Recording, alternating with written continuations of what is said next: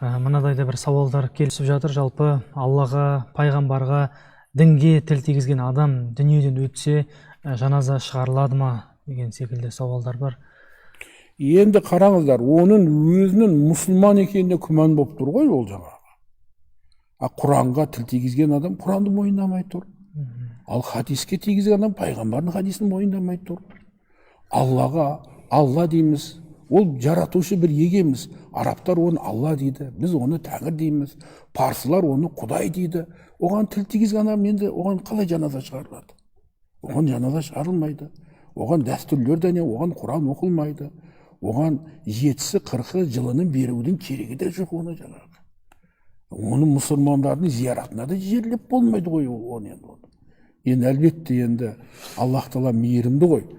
Тауба қылып, қателеспей тұрған, жақ сүрінбей тұрған, тұяғы жоқ демекші, біреулердің айдауларыменен түсіп қалған болса, міне тауба есігі ашық қой, тауба қылса, кәлима айтса, кешегі атеизм дәуірінде де біреулер біліп білмей жаңағы не қалды ғой. Сондай бір жағдайда тауба қылған болса, әлбетте күнәні кешіре тұрған бұл Аллах Тағала. Біз Алланың өзі кешірем деп тұрса, біз не қыламыз? Ондай адамға біз тек қана қызмет қыламыз. Мешіттеріміз ашық. Бірақ сол қалпында кетіп қалса, ол Құдай сақтасын, оның жағдайы өте қиын.